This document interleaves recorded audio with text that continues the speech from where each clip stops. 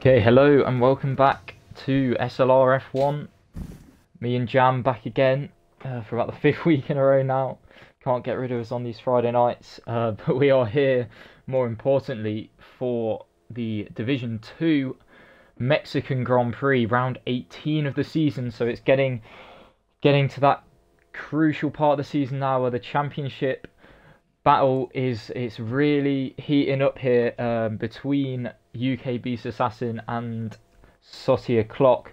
There's only a few points, a handful of points separating them coming into this race, and now more than ever, every point is going to matter. So then, as I said, I'm joined again by Jam. So good evening to you, mate, and what are you hoping for out of this race? Yeah, thanks for the introduction, and just want to say hello to everyone that's watching again. Yeah, I mean, it feels like we keep saying it every week. For the last few races now, this championship battle really heating up. I think it's 8 points between Clock and Beast in Beast's favour. Obviously, after his P2 last race and Clock's non-point scoring finish, I believe. I think he finished 11th, but I could be wrong. I Yeah. don't think he got many points if he did score at all. But yeah, having said that though, last week was completely dominated really, which is I think the first race we've seen in quite a while that was in that fashion. Obviously it was Callum McKeon, who of course is Beast's teammate, that won, further extending racing points leading the championship. But yeah, I think it's like you said really, isn't it? The championship, 4 rounds to go, it's crucial now. Every point matters, and don't worry if you've seen Callum get disqualified. He had a quali ban, so Yep. that's expected. I was just about to mention that. So the first driver that is properly out on track is, check this out, but he's just he's just going to let the Mercedes of Stepladder Bob, sorry, he's just going to let him through. So Mexico then, the Autodromo Hermanos Rodriguez, I believe it's called, named after probably Mexico's two most famous Formula One drivers, of course, the Rodriguez brothers. I mean, now in the modern day Formula One, you've obviously got Sergio Perez, but in terms of actually sort of F1 history, you'd have to say the Rodriguez brothers. Obviously, Mexico itself being a fairly classic track. One that saw some thrilling races, obviously in the 80s. I believe Mansell had a stunning drive here one year, off the top of my head, as one of the most memorable races at this track. And it's one of those tracks really that it's all about setup, I feel, because obviously you've got this really long straight, so you can't really afford to lose much time down there, but then. In the meantime, you've obviously got the fast-flowing middle sector, so you want to be running. You want to have the aero to hold it through the middle sector. Yeah, I always remember running quite low wings here. I'm gonna go with that, I think. But yeah, like you say, I think. Well, as I was gonna say, I remember this middle sector is it's pretty crucial, and it does catch people out. So. I think it was on 2017 or 2018 when obviously the ballast was part of your setup that really affected car performance. But I think the sort of difference between front and rear wing is quite important, especially around a circuit like this, because obviously with the extremely long straight you need to be pretty slippery in a straight line, but then also you can't afford to lose too much time, so you might almost in a way have to compromise one or the other depending on where you qualify. Maybe obviously you can change your front wing. But yeah, as I was going to say when you were talking about sort of classic races here, the one that I always remember, it's not a race as such, I can't remember what race it was, but I always just remember a big crash for Ayrton Senna, sorry, at the final corner. I remember his car flipping over. Pretty sure that was in Mexico. But yeah, we're seeing the first times coming in now, Harry. Stepladder Bob on his return. I think it's his first race since Abu Dhabi at the end of season 3. He raced last week as well. well. Did he? Yeah. Did he? Did he? No. I thought, no, he didn't. Who All was right, there we go. I don't think he did. I'm not sure. It was I'm pretty Jocko sure it's and his Mercedes return. last week. Yeah. Jocko and McVeigh. Yeah. So it's his first race since his return, and he's so early Crispy's pace. back. Smashed by Beast though. Crispy's still in the Yeah, championship, actually, Harry. Well, I was 15 looking at flat. it earlier. We've been sort of focusing so much on Beast and Clock, but if Crispy can get, if he can get some good results in these final 4 races or final 3 races going into Abu Dhabi, he's definitely still got a chance. But obviously, like we've been saying, it's looking a lot slimmer for him. Interestingly enough, Callum McKeon slotting himself into second place, so for racing points looking very quick from the off once again. Yeah, so for context, would you say that Crispy's chances of the title are somewhat similar to those of that of myself in Division One? Obviously, I'm about 36 points behind, I think. Obviously, with the same amount of races left to go, and I believe that's sort of what Crispy's gap is, isn't it? Yeah, I think Beast and Clock probably just be focusing on each other, but having said that, if Crispy can get a couple good results in the next 2 races, they might have to just start looking over their shoulders a little bit. Only 40 odd points behind. Obviously, if he can get on the podium in all of these last 4 races, as he goes second there, so he's obviously showing he's got some decent pace at the moment. Just going to see if he was on a lap. Get some good results in these last 4 races. Obviously, he's the outsider, but he might fancy himself as a bit of an underdog, sort of creeping up on the other 2 in the final races. Yeah, it's going to be really interesting to see, actually. One thing tonight, just sort of straight away before, obviously we're hopefully going to have 3 more really exciting races to round off the season, and hopefully a championship battle that will go all the way to Abu Dhabi. But in terms of the race here tonight, the sort of the task at hand for these drivers, in terms of strategy, it's a very interesting one. I feel like the strategy here is very wide open, as opposed to the majority of the tracks on the calendar. In terms of personal experience, it's very close between a 1 and a 2 stop, as to what is faster. The 1 stop being softs to hards, and the 2 stop being the softs, mediums, softs, or softs, mediums, or softs, mediums, or what have you. That's sort of more to your discretion, the 2 stop. But tyre wear here pretty high compared to, again, the majority of the tracks on the calendar. Although having said that, you can do the 1 stop softs to hards, which is something that we don't normally see. But with the chance of a safety car being, I'd say, relatively high. I mean, lap 1 we could see incidents down into the first turn. Obviously, drivers are going to be picking up speeds of 200 miles an hour before braking, all near each other going into turn 1, and they'll all be jostling for position before then. And then with the middle sector, I mean, even with the ballast, the sort of ballast effect being removed for this game, it's still quite a challenge, I feel, through the middle sector. I think we're definitely gonna see a driver going off when the tyres start to go, because well, when the tyres go around here, you do really notice it, don't you? Yeah, talking about strategy as well, 2 stop is a bit of a tongue twister as to what you can do. From what I've been sort of looking at myself, you can do softs, mediums, softs, mediums, softs, mediums, softs, mediums, medium softs. All of those different combinations can work. And yeah, touching on the strategy further, me and you, I know, have both done 2 league races around here already on this game. First one we did a 1 stop, right? Mediums to hards. Well, we tried to do a 1. I think it was. We tried to do a 1 stop, and it just didn't work. Well, we did the 1 stop and won. Well, yeah, but it wasn't the quickest strategy. Yeah, we won on penalties, and then the next day or a couple of days later, we had another race. It was what the guy who won did softs to hards, and we tried the 2 stop that the guy who'd won our race a couple of days before did, and it just didn't work for us. So I think strategy it sort of goes out the window a bit here. Obviously, you can try the 1, you can try the 2. Safety cars coming into it as well. It's not really set in stone as to what you can and can't do, which I think is always great for an exciting race. Yeah, I feel like another thing as well is due to sort of, well, I mean, a safety car can come up whenever at most tracks, obviously, but here more than most, it's going to be who's in the right place on the right tyres when the safety car comes out. That's going to be, as Clock crosses a line, not to get distracted, he goes 7th with a 15.8. I really do feel like we won't know the winner of the race.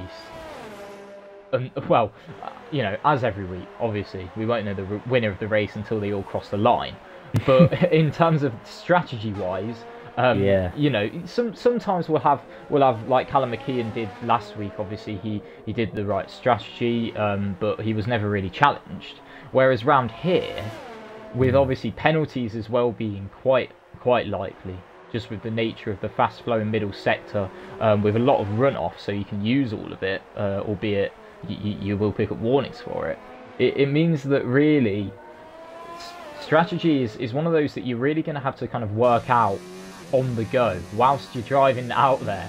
You may have to adjust your strategy to sort of work with what the other people around you have got, or if there's a safety car. So again, it's really going to be, I think, a bold strategy call, or at least the right strategy call, that will win this race. Because I mean, we have seen times obviously where people, you know, may have perhaps what we thought was a mistake on the strategy, and yet they've still gone on to win the race. Yeah. But round here, I feel like a mistake on the strategy, you'll really notice it. Well, I think, yeah, as Freeman's touched on in the stream chat, strategy will be crucial. He also reckons that the softs, mediums to softs will be the best, but I reckon we'll get a real strong view of what the strategy is going to be like after about lap 12, lap 13, because that's when everyone will have pitted, whether you're doing softs, mediums, softs, mediums, mediums, softs, hards, any of those combinations. But yeah, I think So, up until then, it could be a real sort of guessing game as to what everyone's going to do. Yeah, so I was just on board with Iceman Liam there, Jam. Ferrari driver, obviously he's had a few good results the last few weeks. Maybe not his best race last time out in Japan, but he did still score some solid points. He's 16th at the moment on a 16.3. I'd imagine, well, he's probably going to be pitting, getting a fresh set of tyres on and going back out. But in terms of pace here at the moment, first to 17th, so Beast to Ranga, is 1.5 seconds, so it's pretty tight at the moment. The top 13 drivers here, all separated by less than a second. So although we have, again, like we said last week, got the usual suspects up towards the front of the grid, you know, both the Racing Points, Clock, Crispy, Darnell and Ranga, actually both the Alphas perhaps not as high up as they would like to be. Both on the mediums, again, though, it's Harry. the usual pace setters, but maybe not quite as far ahead as they have been in previous weeks. But yeah, actually that has just reminded me to have a look at the tyres. So yes, as you say, both the Alpha drivers then setting their best laps on the medium compounder tyres. Could this be them committing to starting on the softs, Jam? Well, Ranga's just come out on a set of softs, and to be honest, I think if you want to have a good chance of getting into that final quali session, you've got to go on to the softs. I think it's unless you've got real good pace, it's too much of a risk. I always feel to go on to the medium tyres and try and get through. Obviously, if it works like we saw with Clock at Italy a few weeks ago, it's great for you in the race. But if it doesn't, it can be detrimental as well. I always remember Australia for Div 1 at the start of this season, when I qualified 11th, I didn't quite get through on the slower medium tyres. Everyone pretty much ahead of me, apart from 2 or 3, were all on the softs. So I think that just shows how crucial it is. Really, it's always, I feel, from that moment on, I've just always sort of decided the quicker tyres are the ones you want to be on, unless you can't do a one-stop starting on them.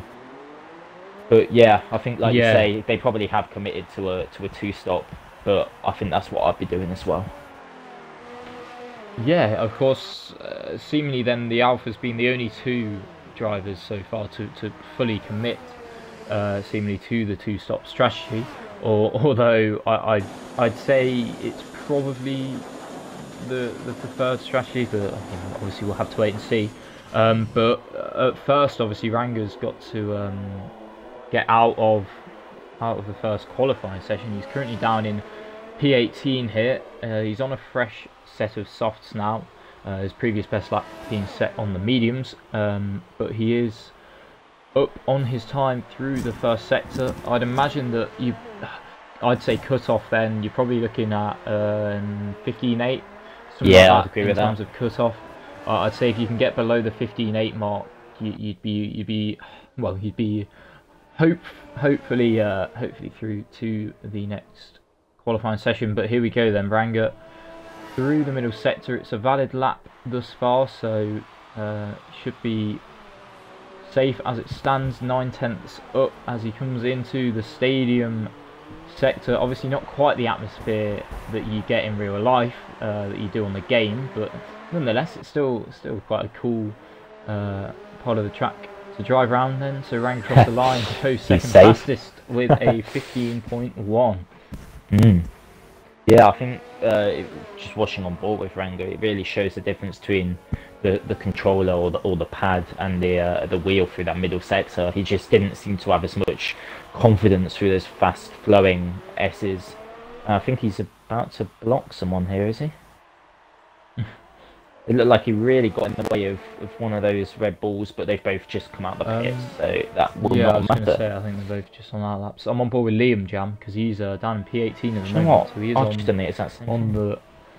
on the brink. But He's is looking good, 9/10 up, as was Ranga through the middle sector. So could we see Liam slotting himself up towards the top 5? We'll have to wait and see, but we won't have to wait long then as he comes around the final corner. Tricky traction zone in the final corner, so obviously you want to try and maximise that exit speed, as Liam does slot himself into the top 5. P4, there we go then, 15.2 for the Ferrari driver. So again, showing some very strong pace here.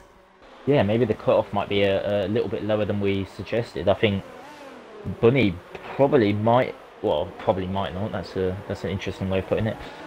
Bunny might not be safe on a 15.6 because OMH is currently 16th, is only 3/10 off him, so it's very close, isn't it? Half a second between 12th and 18th.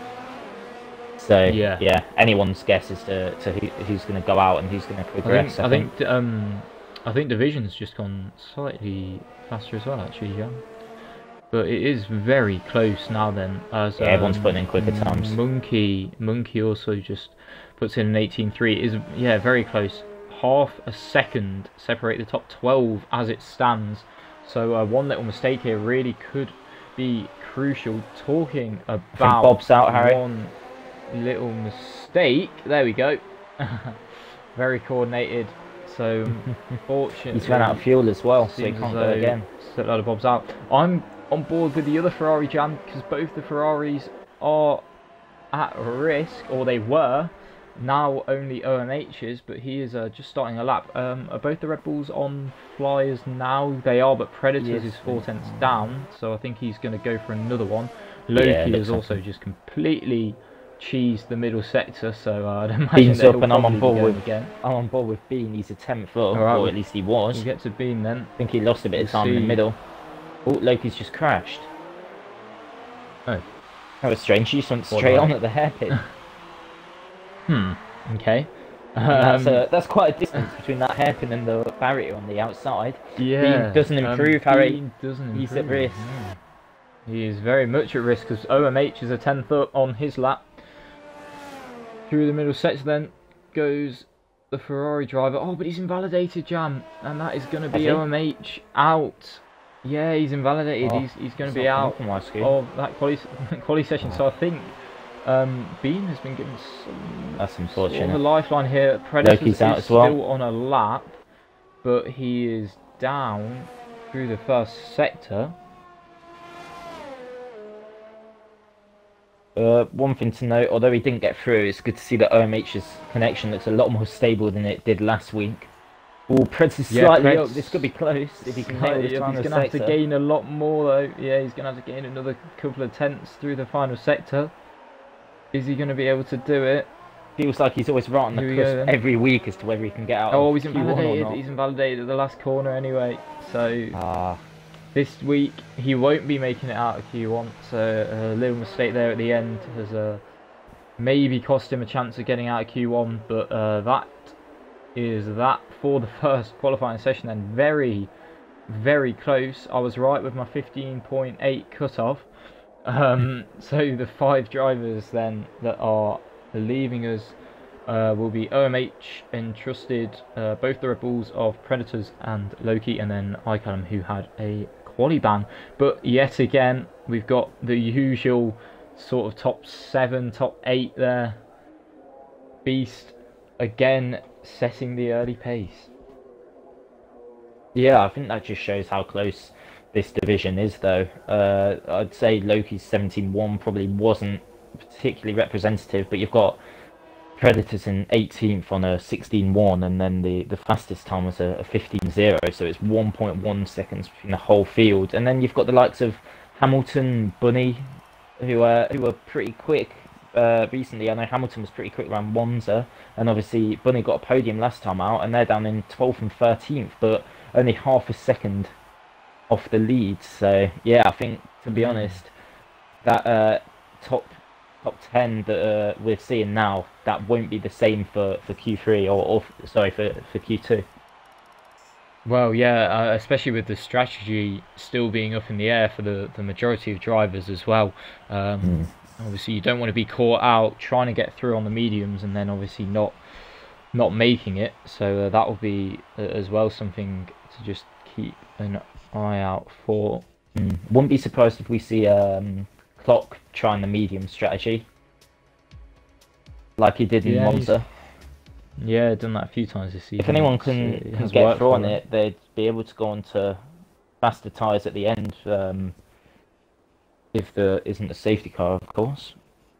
Yeah, Sprightly saying Liam's got pace for Q3. I'd agree with that from what we've seen so far. Preds isn't happy, says the track can do one. I know it's not one of his favourites from past experience, and obviously being on the controller, that's going to hinder you further with that horrible middle sector. But yeah, I think obviously it's shaping up to be a really exciting remainder of this qualifying session. And like you say, like we've been saying now, strategy is going to be crucial in this second qualifying session. Yeah, so I'll just bring up the tyres then. So it's pretty much an even split between the mediums and the softs. We got 7 on the mediums and 8 on the softs. Who have we got out? Both the Racing Points are out, but they're on split strategies. So Beast is committing seemingly to starting on the softs, whereas Callum keeping his options open. He's currently out on the mediums. Do you know what? I think we nailed that call when we said that the fact that both the Alphas have gone out on the mediums in Q1 meant that they were probably going to start on the softs, because they both have softs fitted at the moment. And also with Clock, he's got the mediums fitted. He's not come out yet, but it's looking like that's what he's going to try and do. So we're getting to know what these drivers do by the looks of things. But yeah, really interesting to see quite a big split. Obviously, splits between teams as well. I'm not sure how much communication these drivers will have with their teammates, but I think interesting that both Racing Points have gone for a split strategy. I think that's the sort of the main one that I'm looking at. Yeah, Beast then. Beast is going to be the first driver to start a lap. We'll just keep an eye on him, and hopefully no one's going to get blocked down into turn 1. I'll just see what happens to Callum McKeon. Nah, he'll be good, I think. He's not that close to anyone. And they're just letting him on this straight. It's one of those tracks where, because it's such a short lap, if you're losing any sort of time, really, it will be quite detrimental. There's a few quite slow traction zones that can catch drivers out, as well as quite a lot of heavy braking zones as well. So obviously lockups and stuff like turn 1, obviously a very heavy braking zone. You obviously want to be avoiding the lockups. He's invalidated. Turn 1. I was just switching to him, but there we go. So we'll go back on board with Callum McKeon, the first driver to set a valid lap then this session. I think last week last week we touched on potentially Callum McKeon sort of being used as a bit of a Bottas to help out Beast in the championship. Didn't really see it though, because Callum McKeon just seemed to have the pace, but if I can get my words out, I think Beast will be hoping that in these next few races he can have someone helping him out, being a bit of a wingman. Callum McKeon's trying his best to get out of the way of everyone. I'm not sure if he did without impeding, but yeah, I think Liam, if they do go for this split strategy, sorry Harry, I think that could be a very interesting call from Racing Point, and it'll be interesting to see how that plays out for both their drivers in the race. Yeah, no, I agree, definitely. I mean, with only 4 races left now, it's difficult, isn't it? Because obviously, if you're in a race-winning position, you don't want to give up a result to help your teammate out. It's not really something that you want to do, but and I mean, I don't know if it would be necessarily something that the drivers would want their teammates to do for them. But if it meant, you know, the difference between winning the championship or not, I'm sure they would, and I'm sure the teammate would probably do it, and they'd understand. But obviously, you don't want to win the championship like that. But I do feel now, if you know, if Callum McKeon's smart, he will probably the next few races now start to help Beast out a little bit more. As I'd imagine, will Monkey, he'll probably start to try and help Flock a bit, because I mean, in terms of personal gain, they've not exactly got anything to gain themselves. I mean, they're both comfortable within the mid pack of the division. Obviously, Callum McKeon came up after Spain, and Monkey's a relatively new driver, but obviously they've both shown that they've got very strong pace. You know, I'm just sort of thinking, like, you'd rather your teammate win the championship, wouldn't you? So yeah, when you're not exactly fighting for anything, that is probably something that you'd do.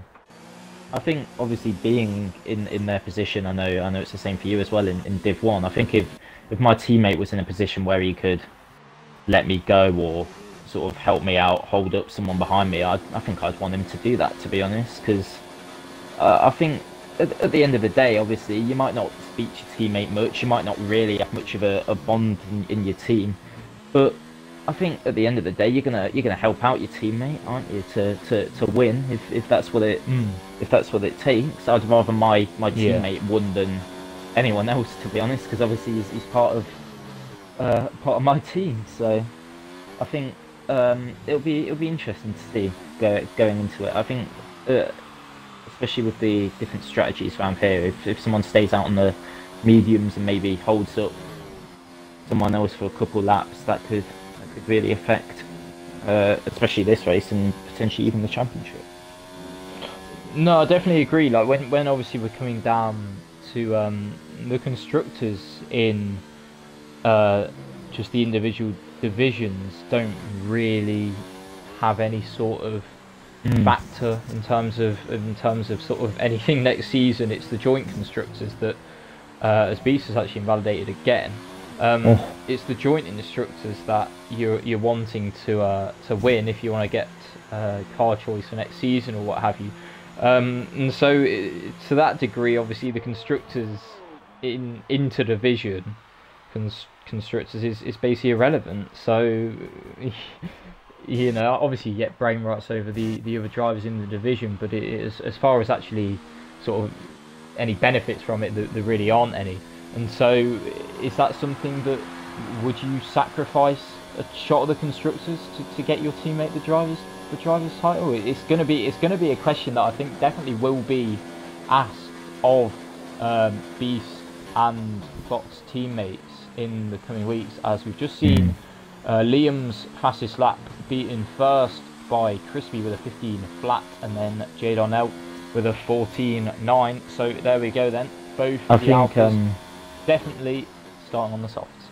Yeah, I think touching on what you were saying, I think it depends really on whether you want your teammate to talk to you again or not.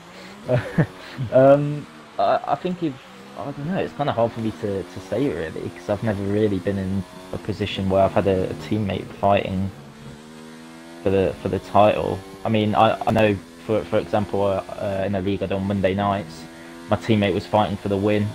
He came out the pits when I hadn't stopped yet, so I just let him go straight away on the straight. But I think I'd rather my teammate won the Drivers' Championship than we won the Constructors, personally. So I think if you have a good bond with your teammate and you help him out and he ends up winning from it, I think you gain a bit more respect from that. I don't think it matters as much whether you're on equal pace or what have you. I think if you've got a teammate that's willing to help you out and obviously shows that he's got good intentions and he's prepared to really sort of show that he's supportive of you, I think that's good. At the end of the day, like you say, constructors, especially in SLR, the most important one is the joint constructors, and so yeah, I think sacrificing a shot at the inter-division constructors. But should we focus on some racing for a bit rather than rambling on about Callum McKeon has put himself up into P2. Jay Donnell is obviously 10th with his lap and has retired in the pit lane. Monkey just invalidated through the middle sector. I was just on board with him. He is backing off though through the final, so I wonder if he's going to go again. He would have time to pit and put on a fresh set of tyres, but it doesn't seem as though that's what he's wanting to do. Interesting call there, because he's going to have slightly more worn tyres, unless obviously he can get back into the pits and go for another lap. Albeit that will be cutting it quite fine. Beast is out again on another out lap. If he invalidates again, he's going to be in a lot of trouble. He's evidently got the pace, so you know, if you're Beast, do you really want to take the risk?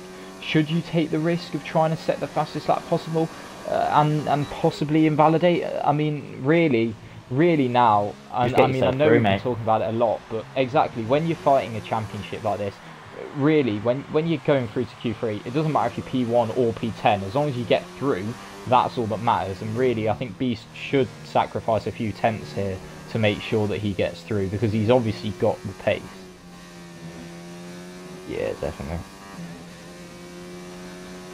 Interesting to note, Monkey has gone again. Oops, sorry. Beast, there we go then. He hasn't perhaps sacrificed any pace, and yeah, he was on a lap, so a bit of a glitch there. Apologies on our part, but Beast has gone fastest then with a 14.8. Maybe if he sacrificed some time, then it's looking very promising for him. Otherwise, bit of a risk, but it's paid off. Monkey goes 7th with a 15.4, so the times are definitely getting quicker now. We've seen a few of the drivers already beating what they managed in Q1. Clock is on an out lap, and he is on an out lap here because he's got none on the ERS. Stepladder Bob, though, he's on a lap. He's a 10th up through the first sector. There's actually 3 drivers still yet to set a lap time, so leaving it late. In fact, one of them is leaving it very late. That's EOR Hamilton, still in the pit lane at the moment. Yeah, everyone going on soft, so I think either they've listened to us or we've got through to them somehow. No, but yeah, I think all jokes aside, that is the best strategy to do. Not worth the risk. No matter what you're fighting for, if you're fighting for anything really, sorry, I think just trying to get the best result you can, you want to be inside that top 10. Interestingly though, Harry, Freeman reckons that tyres should be okay for 2 laps. I'm not so sure about that. He also he says 2 laps easy as well, so I'm kind of sceptical about that. I always find tyre wear and tyre temps are I'd like to see you, Mr. Freeman. I'd like to see you do 2 laps on a set of softs and then do 10 or 11 on them in the race. But maybe we will. Maybe you'd have to manage your tyres. Sunday, be my guess, because I don't think it would go very well for you. But you'd have to manage your tyres really well to do that. He says he did 2 laps on them in Wednesday, sorry Harry, and did a 13.9, but I'm pretty sure tyre wear and times are different in short qualifying to what they are in full. But Bob has gone 10th, but he's on another lap. If we're going to try and perhaps focus a bit more at the task at hand. I'm watching clock. Harry's coming into the he's, final sector. He's 7 tenths up. It's looking a bit sketchy. You'd like to think he'll probably find 3 or 4 tenths through this final sector. Yeah, he he's currently set his best on mediums. A couple of tenths up as well, James. Is he inverted at that final corner? I can't tell because it doesn't come up on my screen whether someone does or not. He hasn't. No, 7th with a 15.3. I don't want to say if that will be Bob safe crosses or the not. line. I'm not sure if it will be. He lost all his time then in the final sector, and I think he's going to be out. Bean, in the meantime, he's on a lap. He's 8 tenths up. That's not going to be enough as it stands. So he's going to have to find well, Harry.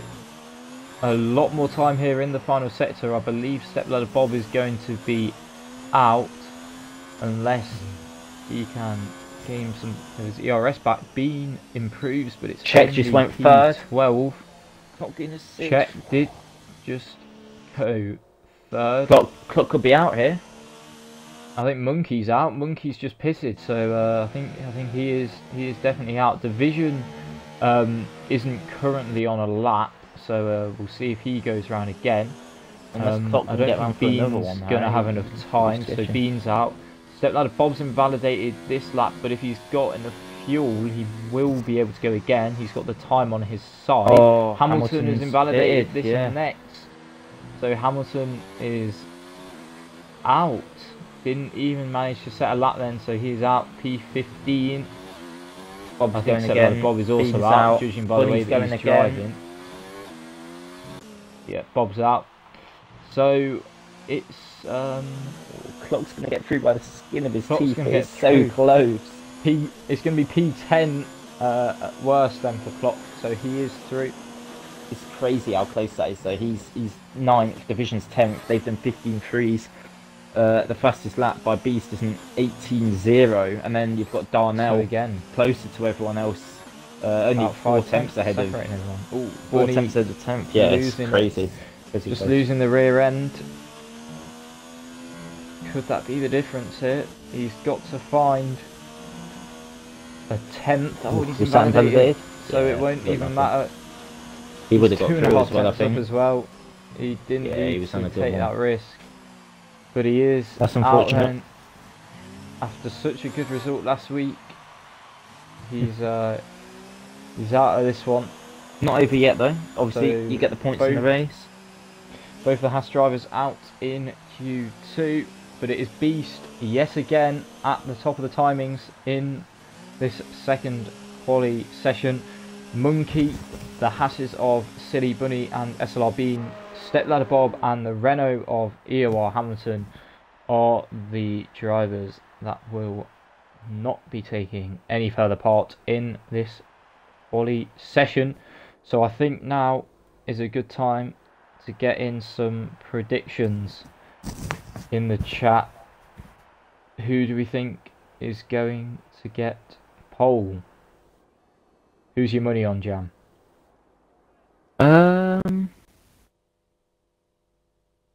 Well, I think when we were practicing earlier, Beast set some very quick lap times. But do you know what? I'm going to be a bit different today. And I'm going to say, check this out, we'll get pole position. There you go, you heard it here first. Everyone in the chat, we've got Freeman, we've got Crush, they're saying Beast. Beast. But I'm going to go with something different. Why not? I'm going to go with Beast. Just a bit of fun at the end of the day. Basic prediction maybe, but I think lose anything if I get it wrong. I think Beast would be the safe option, should we say?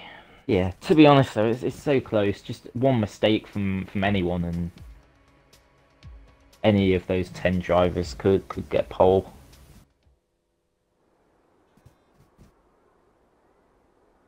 I think there was less than 6 tenths separating them all. And obviously the track's going to get quicker here. You might get a toe off someone if you're lucky. Lots of different factors that will influence this final session.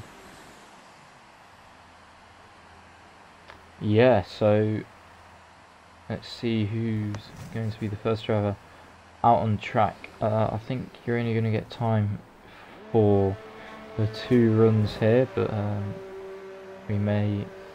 I think it's Ranga. Wait and see.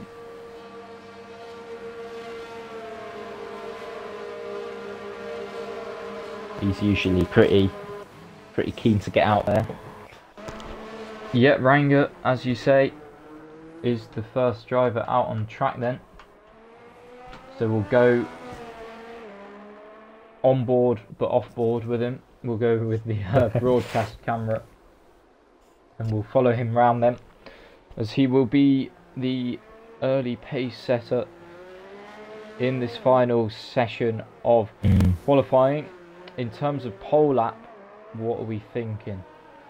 Mid 14, judging by 14. the pace that's been on display so far. I'm gonna say 14.5. But Yeah, I'm also thinking, I'll say 14.4. There we go, something like that. I'm also thinking, out of any of these guys that are likely to give toes, I think it would probably be Ranger and Darnell, because I know that they tend to get on pretty well, and I know that they're almost always in a party together. So they'll probably have either been talking this through earlier in the week, or they've just sort of planned it now. I think it could work out so that when Ranger finishes his lap, he'd be able to give Darnell a toe on the straight, and if Darnell could maybe give him a little one on the second straight, would benefit them both. Or maybe he'll reciprocate later in the session. But yeah, I agree. I mean, the toe round here is very powerful. Darnell is waiting for it. So with the length of the straight, it will there we gain go. a lot of time, as the Alphas are going to give each other a toe, although it wasn't the best place to do that. But if Ranger returns it to Darnell on that next straight, might want to change your vote to Darnell for pole. Well, I was going to say perhaps Darnell will then give Ranger one later on in the session, but as it stands, I'm not sure that will have gained him a great deal of time. No. Obviously, we'll have to wait and see. Maybe it will. Ranger then through the middle sector, 55.7. That's quick. Quickest. That's pretty good. I'm not sure it's going to quite match Beast though when Beast crosses the line. Obviously, if Beast, that's valid. My only worry for Beast would be if his tyres are old. What's his tyre situation like? Because obviously Beast has invalidated numerous laps here throughout the session. Ranger's not really opting to give Darnell a toe, interestingly enough. He'll do it here. Yeah, I would have thought he'd do it on the main straight. Shortest straight seems strange, really, to do it here. But there you go. Beast and Callum McKean setting almost identical times. It's 0.02 of a second separating the top three. The only three to really set competitive laps. As I think Liam must have made some sort of mistake there, as he's only managed to 16.3 thus far. But we'll stay on board with Darnell then. In fact, we will move to the onboard camera here to watch Darnell on his lap through the middle sector. He's taken a very nice line through there, done well to keep it fast and flowing, but obviously within he's down on Ranger. The track limits. He's about 10th down on Ranger then through the middle sector. And he finds some time through the last, otherwise it will be P4. Across the line, taking the shortest route possible. It is only going to be P4 then at the moment for Jade Darnell. Yeah, I'm really surprised there that they didn't give the toe down the start finish straight, because you're going to gain so much more from that than doing it on the second shorter straight. Also, as we were talking, Top Gooner went 5th with a 15.2 and Clock did a 15.6, and that puts him in 6th place. Yeah, I just caught the very end there of Clock's lap. He was extremely low in terms of ERS though as he crossed the line, so maybe not ideal there, as obviously you do start to lose a little bit of lap time when your battery is depleting. Is anyone currently on a lap, or I think they're all pitting, so it will be sort of the second wave then. We'll obviously have to see who comes out and sets this second wave of lap times. My vote for pole is not looking too great so far. And check this out, must have invalidated his first attempt. I've still got faith in him though. Yeah.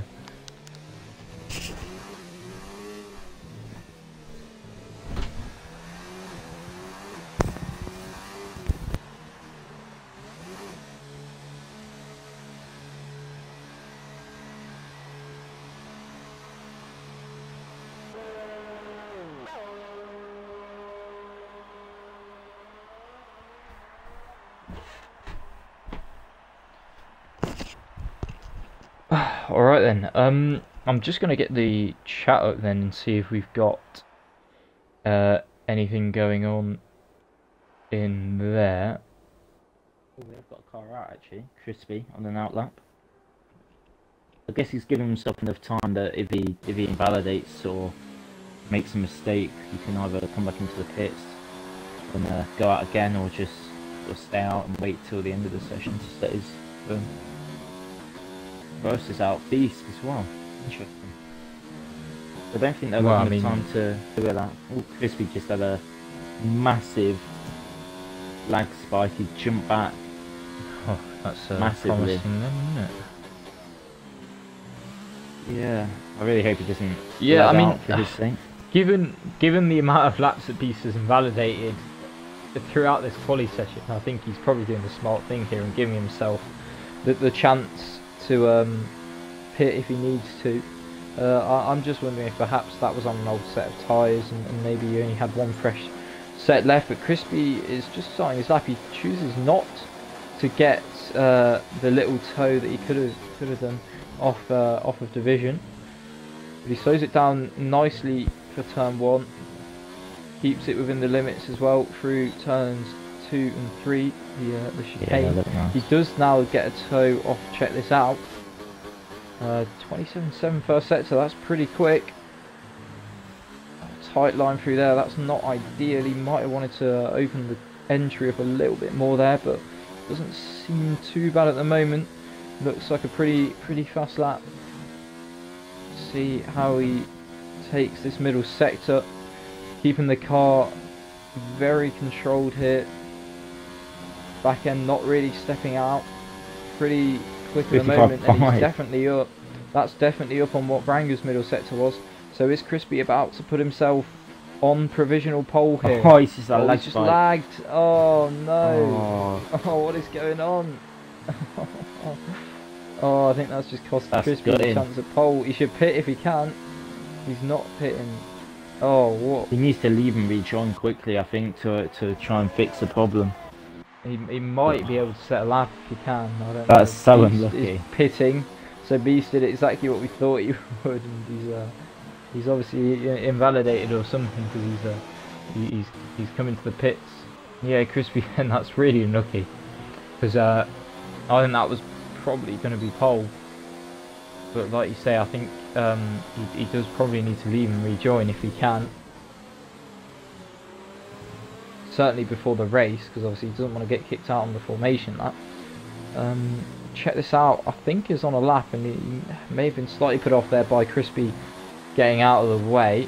Crispy has just left the session, so perhaps he's doing I'll get him in. Exactly what he thought, but he's now back in the pits, so I'm not entirely sure what's going on. That would have helped him though, I think, getting him back in. Ooh, it's gonna be tight if he can get back in. Check this out. I'm not sure his lap time is going to be enough for pole right now, James, so you might have been a tad optimistic with your prediction. But here he goes then, round the final corner. Gets the power down nicely, not but bad. It's only P4 at the moment. Is anyone else on a lap, or is everyone else? I think everyone else is just about to start. One rank. Oh no, Division just Division, sorry. Division, yeah, I was trying to find who it was. Division's just put himself P3, identical lap time to that of Callum McKeon. But surprisingly, it's put him ahead of Callum McKeon, which it shouldn't have done, but there you go. Although it doesn't matter because Callum McKeon has just put in a 14.6 and put might have underestimated him again. Provisional pole. As we did in Japan, yes. Beast is just leaving, so Beast is gonna get out right at the death here. Crispy Crispy might not just make it. about has enough time, but I think that's going to be it now. I think It's so Crispy unfortunate. There's nothing you is can do about it. going to be out. Is anyone currently on a lap? I'm not sure.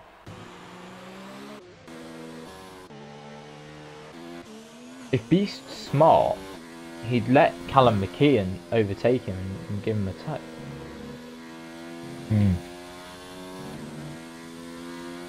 If he's smart, or if that's what Callum McKeon's willing to do. Obviously, if he's not willing to do that, then Beast won't. But I don't know how much communication they're getting. It doesn't look like that's going to be what happens. But so clearly, our sort of thoughts of maybe teammate helping teammate isn't really happening just yet. But we'll see if Beast can get pole without the help of a tow here. We'll stay on board with the championship leader. Liam's not improving from 9th. What could be an extremely crucial quali session. So that's unfortunate for Liam. His best lap that he set throughout the sessions would have put him only one position higher, although he maybe could have found some more time. Beast is definitely down on what Crispy done through the first sector. It's glitching out again, saying it's on that lap, but it did flash up as a 27.9. So Top Gooner, sorry, has gone P2 whilst we've been watching Beast. He's gone P2 with a 14.8. He's looking very good though through that middle sector. We have absolutely no idea what Beast's lap time is though. Ranga's just ahead of him. Ranga coming up to the line. Ranga's just ahead of him. Is Ranga going to get pole? Here we go. Oh, it's not quite half attempt in it. Beast crosses the line now. Where's that going to put him? Beast gets pole. 14. Smashed it. Absolutely smashed it out of the park. What a Clock's lap down in there 8th. from Beast. Clock's down in 8th. Darnell is on a lap. Is Darnell going to improve? Surely. Try and pick up another position. It doesn't say it's invalidated. He's a 10.5 up coming into the final sector. Goes a little bit deep though. He's got no oh, and it's definitely invalidated now because he's completely butchered that corner. So I think that's going to be it then. A lap right at the death from that's a great lap. has given him pole, and that is exactly what he would have wanted in the championship fight. Having said that, P2 is probably the preferable starting position here, as you can get the toe down into turn 1. But I wonder if maybe Callum McKeon won't be quite as aggressive with Beast as perhaps he would be with another driver. Obviously, you don't want to take out your teammate who's fighting in a championship when you come down into turn 1. Just depends how good a start you get, really. Let's see. Yeah, so Beast then 14.3. Slightly faster than both of our predictions, but it was my prediction for pole. Callum McKeon P2 on the grid, so another racing point, 1-2 of sorts. He's done a 14.6. Ranga third, 14.7 for him. Top Gooner kind of out of nowhere really, P4. Division in 5th. Check this out, 6th with Darnell 7th. Clock second in the championship, down in P8, not ideal for him. And then it's Iceman Liam P9 and someone else P10, but Crispy. I didn't quite catch it. Was Crispy P10. There we go. Crispy obviously didn't get to set his lap. So then I will bring up the race director for you. We can check the tyres for those outside the top 10. Just going to have the 5-minute break. Hopefully no one readies up this week. And so I'll be back in a couple of minutes. I'm just going to... I can have my chat with everyone again. I can have my weekly chat about the strategy, whether anyone's that bothered or not. Might have to wait a while to see what tyres everyone goes on to.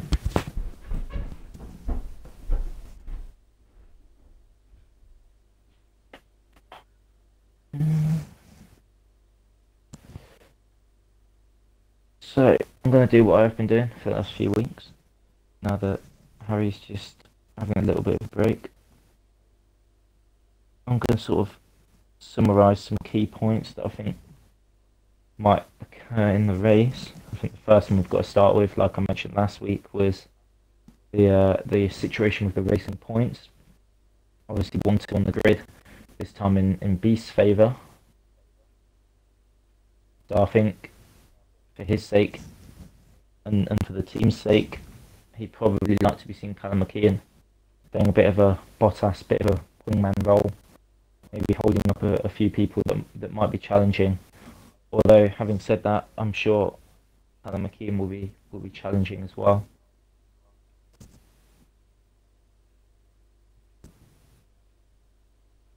At the moment, as far as I can see, yeah, everyone's still on the soft tyres, so looks like everyone's committing to that definite two-stop. Well, I say definite two-stop. You can do the one-stop softs to hards, obviously. But yeah, it looks like everyone's sort of committed to starting on the softs. I guess if you get damage or whatever on those mediums, they're not the tyres you're going to want to be on.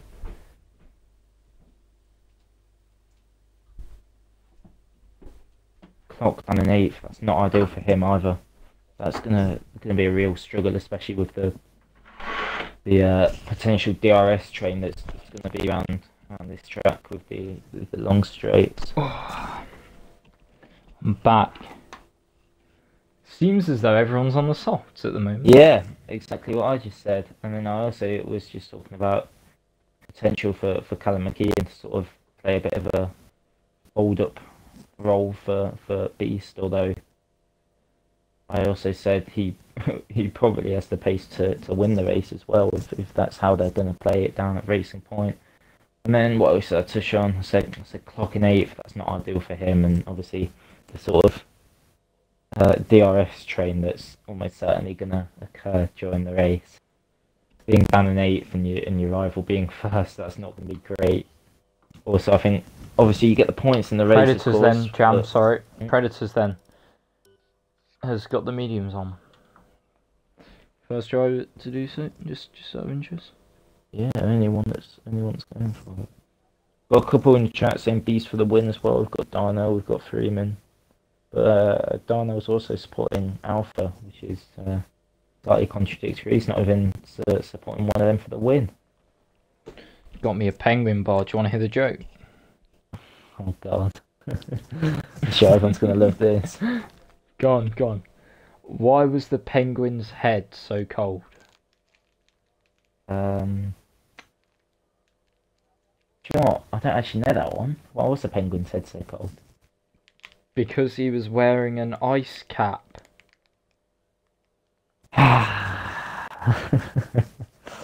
Great. Alright, I'm gonna No swiftly words. move back to No words for that predictions. Merckx reckons Noted a bit as well. Ranga's gonna win. Beast in second. And Clock in third. Oh well, at least Orange Crush loved your joke, or at least it appears so. He loved it. Cheers. It's not my joke. I won't take credit for it, but there you go. Sure, I'm gonna hand you the reins quickly, and I'm gonna get a quick drink. Oh, we're just about to start. Oh, you better be quick because we're just about that time.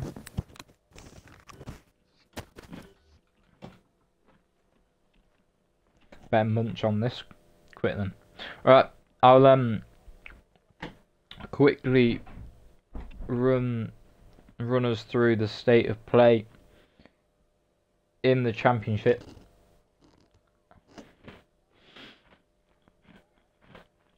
Whilst eating this penguin,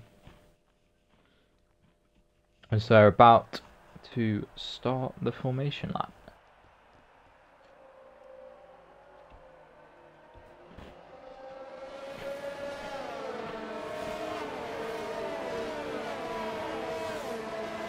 Okay then, so it is Beast leading the championship with 186 points, but only 6 behind him on 180 is Clock.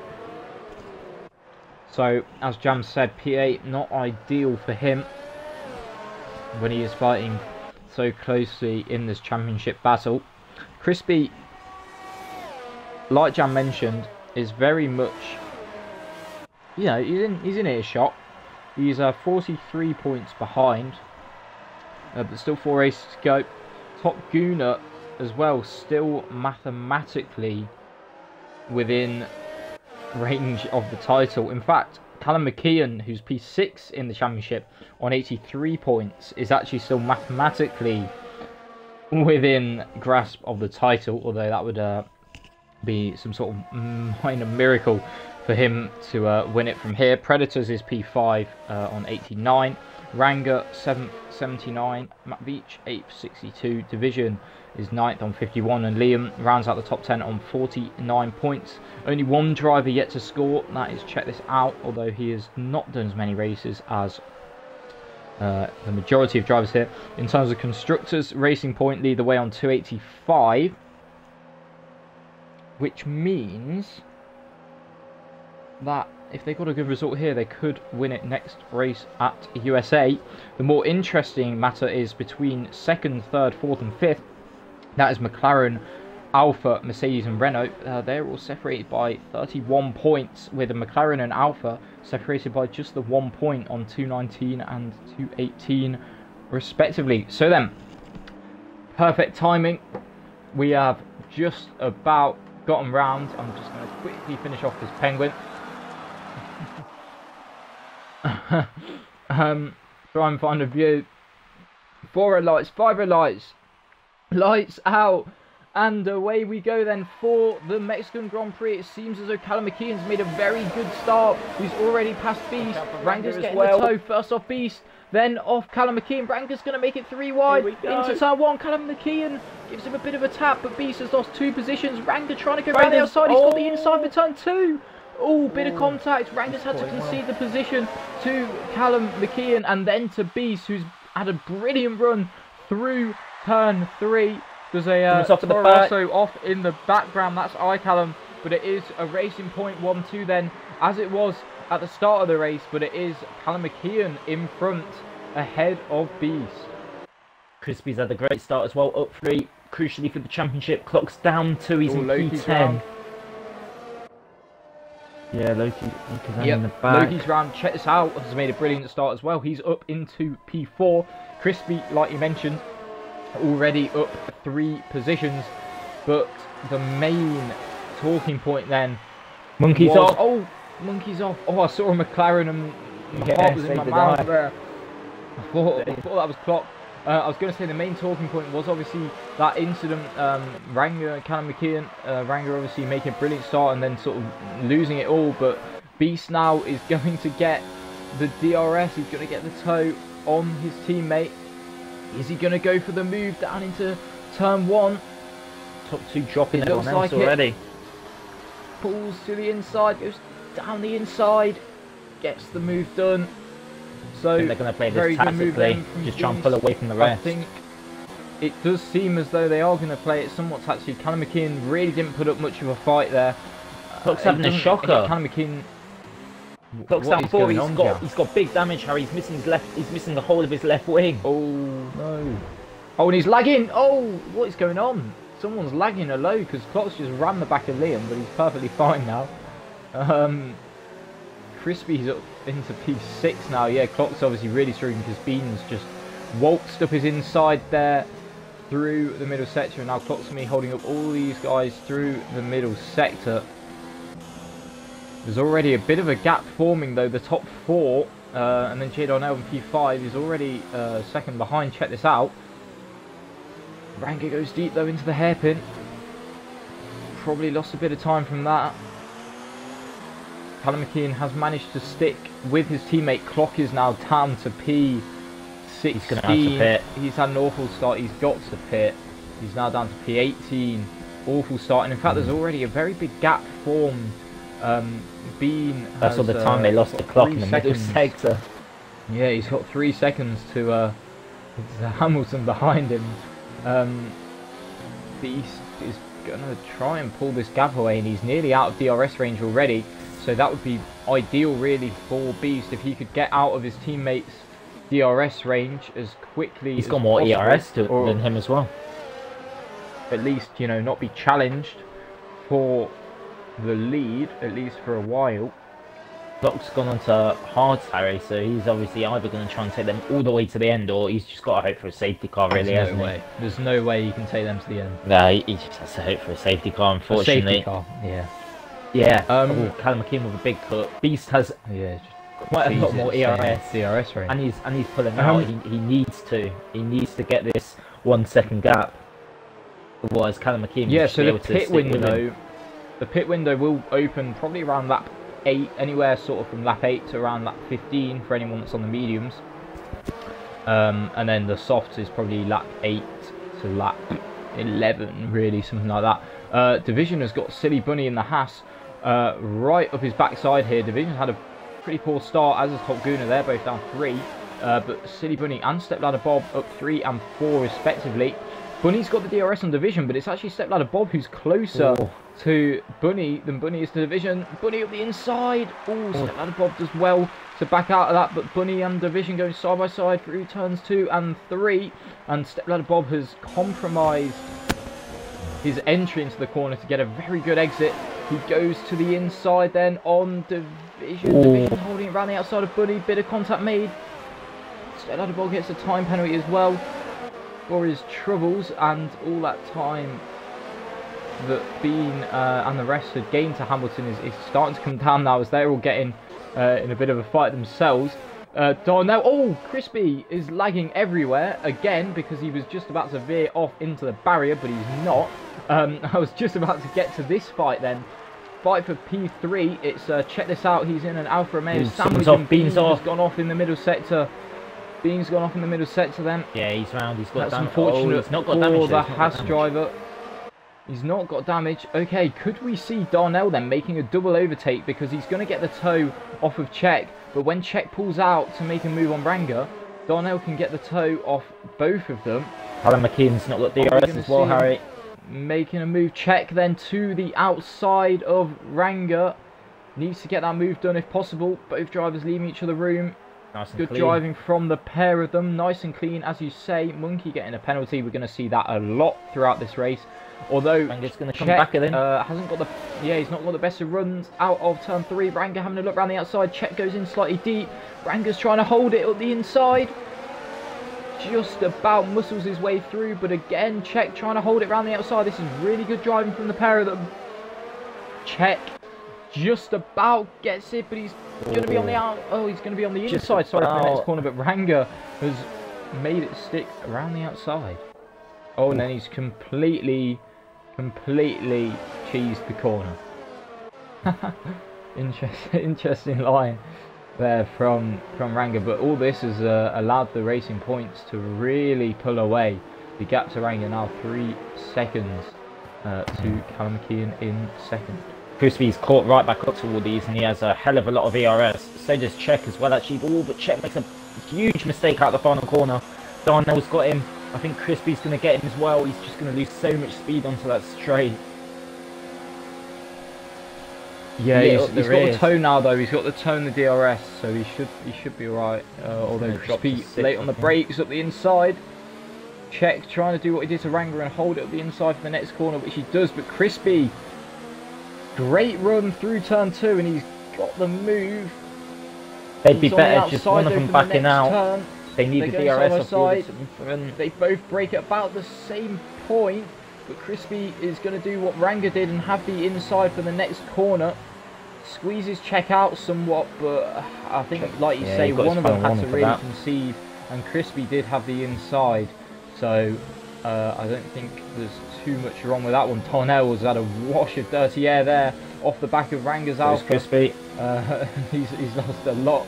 Well, he's not lost a lot of time, but he's lost he's lost a lot of probably tyre attempts from that. They've probably gone through the roof from that one. Big slide through the middle sector.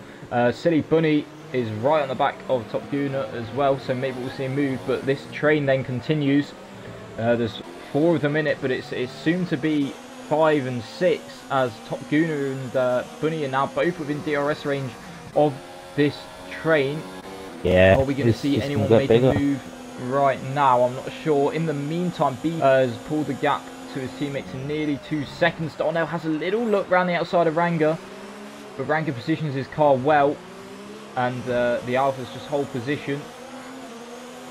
Bunny has made it up past Top Gooner into P7, and in fact Ranger's just letting Darnell go here, which is an interesting decision considering Ranger's got 50% ERS and Darnell's got 10. If I were Darnell, I'd want Ranger to stay ahead and try and harvest some of that battery, but there you go. We missed Bunny getting past Top Gooner as well, Harry. I had just mentioned it. Oh, actually, sorry, I was totally engrossed in that battle. Got up to P7. He is past Top Gooner. But this field then, it's really starting to close in again after obviously the antics for the first few laps. We've got EOR Hamilton here on the back of Liam. Obviously Hamilton, a bit unfortunate, didn't manage to set a lap time in Q2. He's already up 3 positions. And he's now looking to try and gain some more as the vision goes very deep there at the hairpin. Ranger's got Spencer the penalty. Ranger's pitting. As I said, pit window opening around lap 8, and Ranger's the first one to Bunny going for check. Sorry, Harry. I'm just gonna quickly grab the tyres. What's everyone going on to? Hamilton round the outside of Liam, tries to hold it. Liam gave him the room, and Hamilton couldn't quite get it done, and his back end is very twitchy. But Liam does hold on to P9.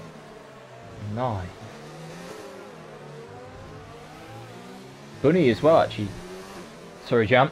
Bunny is currently the driver with the fastest lap, as Ranger's got another penalty for multiple warnings. I don't think we'll pay too much attention to the penalties because they're pretty. Oh, Crispy's made a massive mistake. Crispy's lagging. He's either made a mistake or he's lagging, Jam, because I've just seen that on the mini-map. I just caught it. He made a massive mistake in the essence. Lost a lot of time. I think that's a sign that your tyres are going off. And talking of tyres going off, are we going to see Beast pit? Oh, Beast!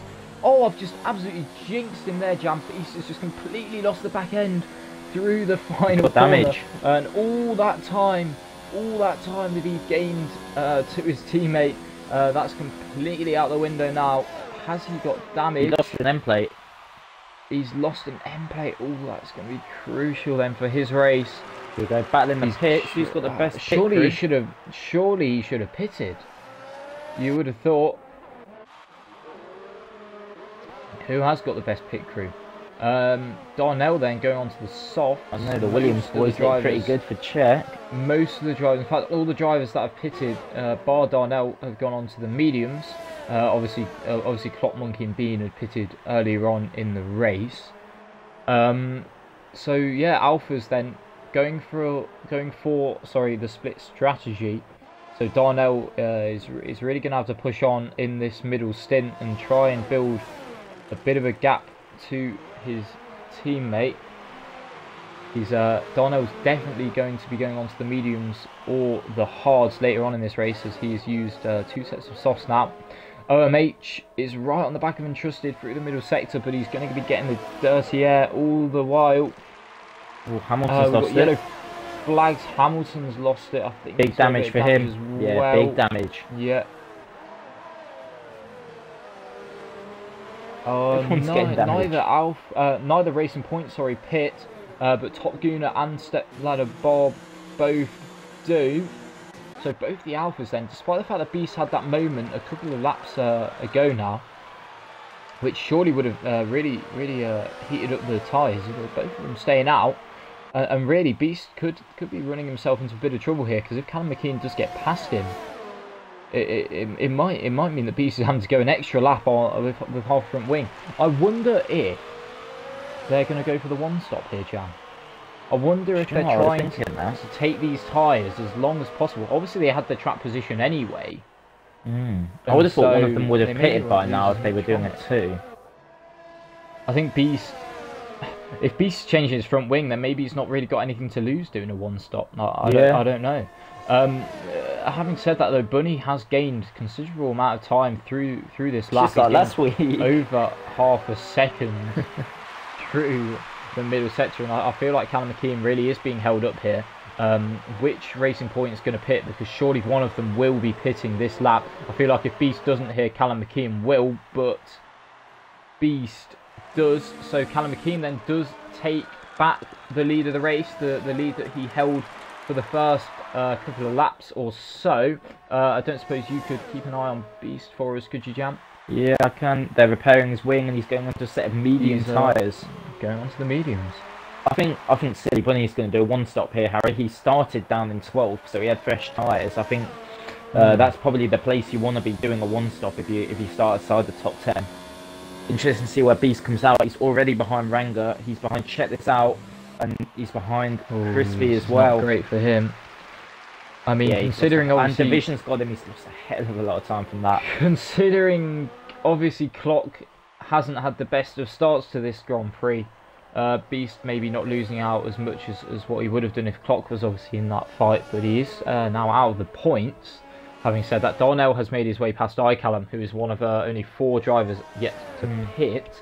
Bunny as well, though, Jam, has gained another half a second more than in this lap as well. Bunny is really flying. He's obviously, his tyres are going to be in better condition than Callum McKeon's, but still, having said that, very strong pace again from the Haas driver. Callum McKeon comes into pit. Is Bunny going to pit, or is Bunny going to stay out one more lap? Bunny pits as well then, so what tyres are they going on to? Callum McKeon's got another set of softs. So it's Bunny. I'm surprised about that. But so we've got Darnell, Harry, saying he loves Jay Darnell's strategy, and he reckons that if there's no safety car, he's going to win. And, well, I love Jay Darnell's strategy because he's taken the lead by an absolute mile. I'm not quite sure why Callum McKeon stayed out so long, and Bunny, if they weren't going to do a one-stop. I feel like the Racing Points really tripped over each other there. Obviously, I think as soon as Beast got that damage, he should have come into the pit straight away, because that was really an indicator of the tyres going on. And then all that really did then was sort of force Callum McKeon to kind of stay out maybe longer than he'd initially planned. Although, having said that, Callum McKeon definitely could have pitted, obviously, when he'd seen that Beast wasn't. So I feel like it was still, you know, somewhat Callum McKeon's choice to stay out for as long as he did. He is already starting to close that gap down to Darnell. And weirdly enough, I mean, the fact that Bunny was 2.5 seconds behind Callum McKeon when he pitted, and yet those 2.5 seconds equate to 7 places on track. Bunny down in P9. All the drivers in front of him, though, on the mediums, with Predators still to pit. Yeah. But other than that, really, he's really got to be clearing these guys as quickly as he can. As Darnell sets the fastest lap of the race with a 1:18.3. Yeah, I think it's going to be crucial for some of these drivers in this midfield pack to just get past Predators on those slower, older medium tyres as quickly as possible. Obviously, well, he's in none, and Crispy was struggling to get past him in a straight line. Crispy up the inside though, Jam, as you saying that, he's got the inside for turn 3, and he does get up into P5, so good move there from Crispy. Predators has had seemingly a bad exit because I think he was just letting them go. Division and Beast looking around the outside of Division, and Bunny has also gotten past Preds in the process. Bunny then, is he going to have a little look at Division? I'm not sure. Beast then has made it past the Toro Rosso driver, so that is pretty important in terms of Beast's race to get past there. And the mediums and the softs, there's not actually that massive difference between them in terms of pace, and so Jay Darnell really needs to be gaining as much time as he can. Although Callum McKeon has gained over a second now since he came out of the pits. He has got 3-lap fresher tyres as well though. But it will mean that again Darnell will get the undercut almost certainly on Callum McKeon, as Callum McKeon now sets the fastest lap, 1:78 I believe that was. Are we going to see any moves down the straight? Beast is probably the closest to anyone, although he's still a good 4 tenths behind Crispy. And he's going to go for a lunge. Is he going to be too far back to make a move? He has a little look up the inside, puts Crispy off his line slightly. I think he'll have picked up a try and get a better line through turn 2. Ranger as well has Ranger's pulled away from this group. He's sort of in a bit of a world of his own in P3, and really this could be really good for Ranga. He's less than 5 seconds off the lead on the slower medium tyres. This could be really good in terms of his race. We've got Callum McKeon reeling in Darnell as well. That gap's almost under a second now. I feel like it will be only inevitable that Callum McKeon takes the race lead then. I've Should completely probably only be a few forgotten laps. that Ranga was on on the medium tyres. It's worked out brilliantly for him. Those Czech and Crispy as well, actually, and Beast and Division. Right, so with Monkey, he's retiring. so Monkey is our first retiree in this race then. Callum McKeon's within a second, but he's not quite got the DRS yet.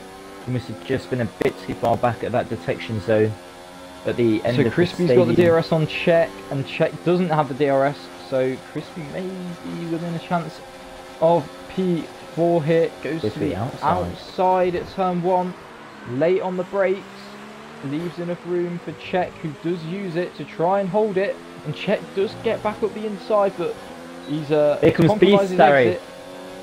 And Beast then. Beast is getting the run of all runs. He's having a look around the outside of Crispy. Crispy goes not even deep really. Crispy just taking the apex quite nicely there. Bit of contact made, but that was inevitable when you're trying to go side by side through there. We've got Monkey's retired car tripping up the Renault there. And Bunny has also made it past Division. Bunny's really got to get a bit of a move on now. He's obviously got fresher tyres as well than all of these, as well as being on the softs. And in fact, he is already looking at making a move on Czech. Czech's got damage as well, Jam. Czech's missing his front left end plate. Just to point out. For the lead coming potentially, Harry. And yeah, as you say, then we have perhaps got to move the lead. I'm not sure if it will be done on this straight or whether it will be done on the back straight here. Callum McKeon has really reeled Darnell in though, so I wonder if there's a bit of a difference in terms of wing angles. Darnell turned it all down early on, Harry. I think he's quite short on ERS compared to Callum McKeon. I'm pretty sure that's his second penalty though. I've just seen him pick up. Callum McKeon nearly losing it on exit, and that is going to be costly because he's not going to be able to get the move done, so he's going to have to wait another lap. Bunny is now up into P6. I mean, really, if he can get past Crispy and Beast, that'll be a true sort of idea of his pace. If he can manage to get past them, then you'd like to think that he'd have a decent shot of being within a shot of the podium towards the end of the race. But all this really means is that Bunny, Callum McKeon, and Darnell are all very much committing to finishing this race on the mediums, as they have used 2 sets of softs so far. Everyone else can use whatever tyres they want. Yeah, just having a quick scan of the chat, Harry. We've got Scott asking what happened to Clock. We didn't catch it on stream, I don't believe. He got damaged early on. Yeah, there was a bit of a scuffle on the first lap, obviously with the nature of the first corner, and yeah, he had to pit for hard tyres. I believe he's still on that same set, which yes he is. Check this out as pitted, Jam. Big battle for the lead, Harry. Big battle for the lead. Check this out as pitted for another set of mediums, and he's going to do 19 laps on those mediums. Yeah, he'll be able to do that. Long stint. Callum McKeon having a look up the inside. It's a bit of a lunge, but Darnell left in the room. Into turn 4. Double spec. Switch back through turn 5, up the inside of turn 6. Double apex for turn 7, and he's got the move done. Very nice move there from Callum McKeon. Both drivers being very respectful there and leaving each other plenty of room as Beans pits the penalty for speeding the pits. But then we have got Callum McKeon back into the lead of the race. Yeah, it was a lovely move. Darnell tried to hold it around his outside, but just didn't quite have enough speed to be able to challenge him into that fast left-hander for the start of the S's. But I think for Darnell now, he's just got to stick with Callum McKeon, sticking his DRS, and yeah, I think if he can do that, he'll still have a good shot at the win. I've just noticed some lying in. I've just noticed we've got Stepladder Bob here, P8 on the one-stop strategy. He's on the hard compound tyres. Oh wow! And actually, not that far off. Like if Callum McKeon were to pit now, or in a few laps. You'll be pitting probably around lap 23, 24. SLR Bob would actually take the lead of the race doing this. He's going to bit of notice, doesn't he? I mean, the guys that he's fighting, Top Gooner has a look at the inside. I'm a bit late on the brakes. SLR Bob left just about enough room, and they came to blows. I'm not really too sure what more Bob could have done. He maybe could have left. Well, he could have gone deeper at least, but he left as much room as he had to. As Entrusted has now got the inside. But I was just about to say, all these guys that Bob's fighting with at the moment, I'm not convinced that they'll catch back up to him at the end of the race. No, I think Bob would be better just letting them go, to be honest, because I'd be surprised if they were able to catch him as well. I just saw Bunny get past him, let him go as well, Harry. So Bunny up into fifth. Darnell Beast is also right on the back of Ranger. Callum McKeon. Yeah, and as you say, Beast obviously on the back of Ranger. I think Beast will probably be looking to make the move then and get himself up back onto the podium. Obviously, Beast has been stunted a little bit in this race by having to pit to change his wing, but he's going to go for the move there. Ranger moving quite late in the day. Tries to hold it at the inside. It turns to the outside for turn 2, but back for the inside turn 3. But Beast has done it, I think. But Ranger, I think, has got a better exit.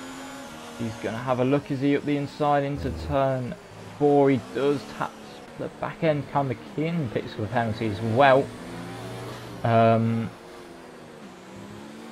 Bob's actually doing pretty well, Jam. He's keeping Liam behind him, which is pretty impressive given Liam's pretty strong pace. Liam got him in the final sector, and then Bob had the DRS back on him on the straight.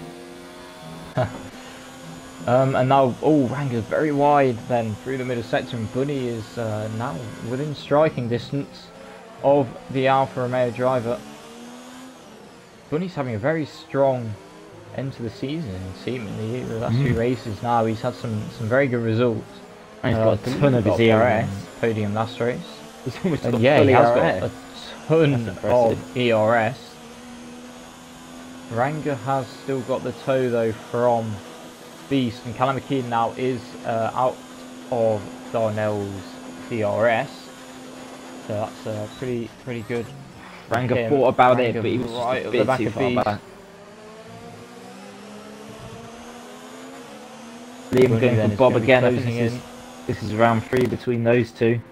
Liam takes the inside. Yeah, Bob's turning it down, Jump. Liam up the trying inside. To hold it. Just about. Yeah, I heard a bit of contact. I think there you've got to look at the situation that you're in and probably back out there. But I still feel like Bob, sorry, is going to be really safety good. Car. Oh, safety car. Oh, they've got to pit. They've got to pit. Callum McKeon and Darnell pit now mediums. In a very good position, Jam. And Bunny. If they all pit for mediums, they'll go to the end.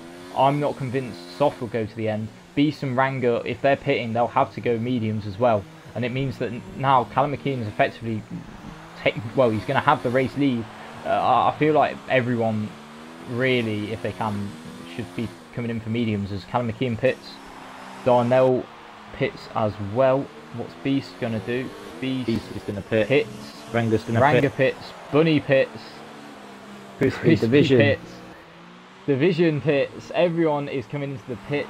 What tyres are going on to? Callum McKeon mediums. Darnell mediums. Entrusted pits. Liam Entrusted pits as well. Beast Bob pits. Softs. Beast gone onto the softs. Schooner pits. Everyone's looking mediums at the moment. Everyone's looking mediums. Beast has gone soft. If Beast can take those softs to the end, Liam's gone softs as well. Yeah, if these guys can take the softs to the end, then that is thoroughly impressive. Check this out, not pitting. Only one is not pitting. But he's only been on those mediums laps, Jam. Yeah, he's only been back up into 8th, so it could have been worse for him. I think that safety car's probably helped him. Probably saved his race, to be honest. So everyone's pitting. Scott reckons the softs are going to die. I reckon the softs will probably die as well. When do you reckon the safety car will come in? End of 23? Earliest end of 23. Yeah. And they'll probably the softs will be on minimum 5% already. I can't see them making the end. The softs go off after about 11 laps. max, I've found you can do Yeah. 11 laps. I guess Which means what that he for the needs last to sort do of is 3 laps of the race, Beast, even if he gets into the lead, is going to be sort of limping round, yeah. trying to you know, not lose the back end through the S's when your tyres are on 75% and absolutely screaming at you to drop off and not be on the car anymore. So it'll be really it'll be work out for interesting him, to though. see. He could. It will either really if he work can get out ahead of or them. it could be calamitous. Yeah, if you can get ahead of him and pull out of DRS, then If you can get ahead of him, he might be able to manage the tyres. if he can get out of their DRS, then yeah, he could probably manage his tyres and take them to the end. So it could work. It could work brilliantly for him. But I'm skeptical, to be honest, with the nature of this track. High tyre wear. I'm very skeptical. I think I'd be going onto the mediums here. You want to make it as comfortable as possible to the I end. would gone onto the mediums. Yeah, Yeah. I agree. But obviously, people might get damaged. There could be another safety car. There could be another BSC. One of these sort of iconic sayings. Safety cars create safety cars. That's one of the things that happens quite a lot in our household anyway. When we watch the F1, we always like to say safety cars create safety cars, and I think hopefully for the racing aspect we won't see that, but you never know with everyone. Well, I think when we've got together, the majority of the grid, coming down into turn 1 after this restart, it could get a bit messy.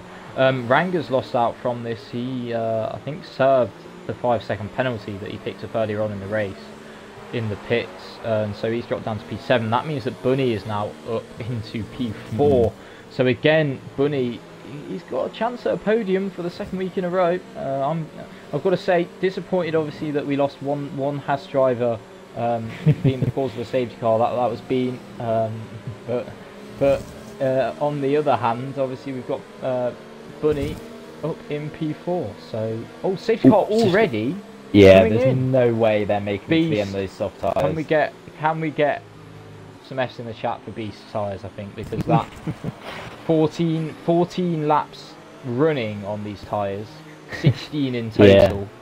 I think also worth noting. Good luck to your son. That's all I say. I saw Top Gooner get a drive-through for speeding into the safety car, and Scott says, "Right, what lap will his tyres explode?"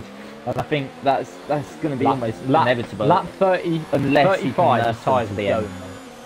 Callum McKeon has made a brilliant restart, caught Beast napping a bit. He didn't catch Darnell napping though. Darnell Czech's got a horrible one. In the toe. Czech dropped 2 already.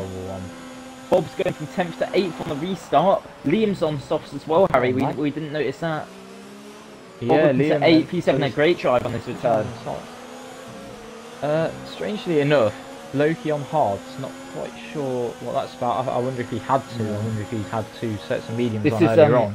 This has bunched the pack up so much though. Penalties are going to be Czech's lost 4 positions crazy at the end. Restart jam. Yeah. Do you know what we haven't noticed? Clock, who we said would be really helped out by a safety car, he's still down in P16. It's looking great he's for him. Struggled. What are we saying for the tyres? I'm saying 35 and they're done. We've got Merckx and Freeman saying 34. Scott's saying 35. I reckon 35 as well. Or 36. I reckon it will take a last lap tyre blowout. Do a Lightning McQueen. Sure, we'll say all this. He'll get past them, pull away, and it'll be fine. And he'll type in the chat at the end. He'll be like, "Oh yeah, my tyres were on 70%, and they were fine." Nah, I'm expecting a Lightning McQueen moment from Beast when he crosses the line on the last lap with all of his tyres blown up. He's pulled to the outside. Is he gonna do it? Looks good to me. Darnell picking up another penalty. I believe that's his 3rd, but obviously we're not looking at them. Makes the racing more exciting. It's gonna be interesting here. The tactics between these 2 racing points. Will Callum McKeon let him through, or will he risk letting him through, or will Beast have to get him on track, fair and square? I think if it wasn't his teammate, you wouldn't expect him to let him through. But I think Callum McKeon maybe won't lose anything by letting him through. No, because Beast might be able to somewhat conserve his tyres. behind Callum McKeon here. But if he gets him through, Beast will obviously be pushing. And I mean, really, obviously, Callum McKeon's not the one fighting for the championship here, as well as the fact that if he is as knowledgeable on the tyre wear as perhaps we are, he'd be expecting perhaps Beast to really be struggling at the end of the race. I mean, even if Callum McKeon puts up a fight or not, I don't think it's going to matter because Beast is right on the back of him already with the DRS now enabled. So Beast is going to fly past his teammate here, regardless of whether Callum McKeon wants him to or not. Although, having said that, Callum McKeon must be running low wings because Beast is kind of struggling to get past him here. But he has just about done it. Then he's got up the inside into turn 1. I think Callum McKeon probably just let him go there. But check this out, really lost out on that restart. He had a bit of a shocker, it has to be said. Yeah, last driver obviously in the current standings yet to score points, and it's not looking great for him again. Darnell with another penalty. If I can remember, if I can do a bit of mental maths, I think that's 12 seconds for him. That could really hurt at the end. I've only seen Callum McKeon pick up 1, but I could be wrong, and I think that's Beast's third. It's definitely his second. I can't say I've seen Bunny pick up 1. No, I don't think I have either. It's gonna be crazy. Obviously, we have no idea. Haas bias right here, but it'd be nice to see. Oh, Darnell losing the back end slightly there through the penultimate corner. I don't think that's going to cost him too much because he's still in DRS range of Callum McKeon. Beast really needs to... Obviously, Beast doesn't have the 3 laps that he had at the start of the race to get out of the DRS range. And it means that it's going to be even more of an uphill task to get out of DRS range of his teammate. And then, obviously, to sort of not lose the time again when it comes to the end of the race. Out of this 6-man train, Darnell was lowest on the DRS as well, Harry. Yeah, I was going to say that they're backed up a bit. Division and Crispy now also in this fight. Bunny right on the back. Darnell almost pushing him there through turns 4 and 5. Bob picks up another penalty. We've got a Red Bull round. That is Loki. He's round. He's been overtaken by Top Gooner. So Top Gooner as well has also made some sort of mistake because he's down in P17. He served the drive-through. There we go. At least one of us is paying attention. So Top Gooner 7 is drive-through. P down to P17. Then a little unfortunate. He's had a couple of incidents now in this race. Clock has slowly made his way back up through the field. He's up to P13 now. I still feel it's going to be a bit of an uphill task for points. Beast sets the fastest lap and he is out of DRS of his teammate. It's just over a second. That's big. What Beast really needs is Darnell to attack Callum McKeon. He's not got the ERS to do it. Darnell's got 5% on that straight, yeah. Also, it's only lap 27. I was thinking, this race is going to be over soon. But yeah, we're only 3/4 Darnell jump through. Darnell to the outside. He's going to go around the outside at turn 4. It returns the inside at turn 5. Loki is retired from the session. Darnell's having to cut the corner to try and fight it, but he's going to be licking his lips as well, watching this going down. The only really saving grace for Darnell is that he's getting the slipstream and DRS from Callum McKeon, and so Bunny's not really been able to attack so far. But having said that, Bunny right on the back of him through the middle sector. Are we going to see him? Oh, he's having a kind of look. He's letting Darnell know that he's there, but he's not really following it through and going for the move. But all late on the brakes there. That's cost him a bit of time. Crispy as well though, right on the back of Bunny. So it's pretty close quarters battling here between sort of 2nd to 6th here. And in fact, Crispy is a hell of a lot closer to Bunny than Bunny is to Darnell. Although I still don't think Crispy's going to be quite close enough. Bunny goes defensive, but does his second move back onto the racing line, which he's perfectly entitled to do. And so Crispy opted to not go for the overtake division, picks up a penalty himself. But Ranga seemingly really lacking a bit of pace. Darnell Oh no, what was he doing? Darnell. What's happened? So Darnell dived up the inside of Callum McKeon, a move that really wasn't on, then cut the next corner, lost the back end. That sent sort of Bunny into a half spin. Crispy got a penalty for going off the track trying to avoid it, and it's really not ideal. They're all losing time from it. Crispy's wash of dirty getting air. out of shape again. Lost time from that. As I was saying, Ranga. Oh, Hamilton's round, Harry. On the Hamilton's pace round P11. that these top six do. Oh my god, he almost collected round in the wall. Bunny up the inside of Darnell Jam. Bunny up the inside. He's got the move done. Late on the brakes, opportunistic move, but he has made it stick. Very nice move from Bunny. Although Darnell's going to come right back at him with the DRS and the slipstream. Yeah. So what I was about to say, Ranga seemingly not quite got the pace that he did in the first stint. Although having said that, he's really gained time from this. Darnell having a look at the inside of Bunny, but he can't quite get the gap that he wanted. So Bunny did well there to defend it. VSC is out and Bunny's just picked up a penalty. Ooh, that's not... I'm not sure that will be too bad for Bunny because, like we say, I don't think we've seen him get another one. This will give Beast a little bit of respite on his tyres, although it's not going to be much in the grand scheme of things. I mean, he's got 7 more laps to do on these softs. Might save really him a couple of percent at most. So, Jam, clock P11 now. Yeah, I was just get a point. I can't say. I can't recall clock picking up a penalty. I saw him pick up one a few laps ago, but that's the only one I remember seeing him get. Check this out. He had such a good body in his race. Oh, Bunny's had a brilliant restart, Jam. Bunny's had a fantastic restart there, and he's right on the back now of Callum McKeon. He's within his DRS range, so bit of a mistake. Bunny's obviously really timed that restart to perfection, if not perhaps slightly gone over the restart. But he has made a bit of a mistake there and lost a lot of time. So he's now having to go defensive to Darnell. Division has lost a lot of time because Ranga's now ahead of him. So I wonder what I think he moved too many times there on that straight. For my liking, maybe 3 times. He can move very deep once off the racing line and then once back on. But I don't know. Did hold the position though. Beast has lost time as well from that restart, so I wonder if perhaps Beast's tyres are already going off. What is so funny, Jan? Darnell's just put in the chat, he said, in tribute for the great commentary team, I'm going to have a ham and jam sandwich tomorrow.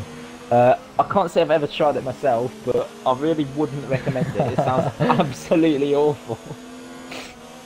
Yeah, Silly Bunny's lost a lot of time since that restart, actually. I think that's essentially any chance of him moving up position's gone, but obviously we have no idea about the penalty situation.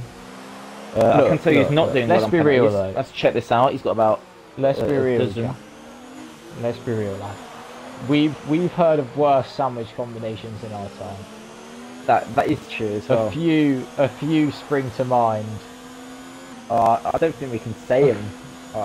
Not PG. Not family friendly sandwich combination. What was it?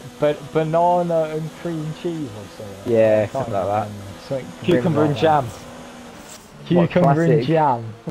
Cucumber and jam. Like, what even is that? But there you go. And they are real as well. Like genuinely, we know of said person who eats cucumber and jam sandwiches. But anyway, Darnell going for Bunny. We're getting distracted. Darnell is very late going on the race. inside. He's gone off the track to get it done, and I think he will have to concede the position, which he has done. Check this out, setting the fastest lap of the race. So after looking like points are on the cards, he's had to pit again, and he's on the softs. I'm more excited now, more than anything, when he gets another penalty, to see if Beast can make these tyres last. Callum McKeon has actually started to gain a little bit of time to his teammate, and I wonder if that penalty there from Bunny has perhaps cost him a chance of the win. I don't recall Callum McKeon having more than 2 penalties himself. Yeah, it's crazy. It's lap 31. We're about to start 32. There's 5 laps to go, and in my opinion, it's still too early to even think about a driver of the day. Yeah, we have no idea who.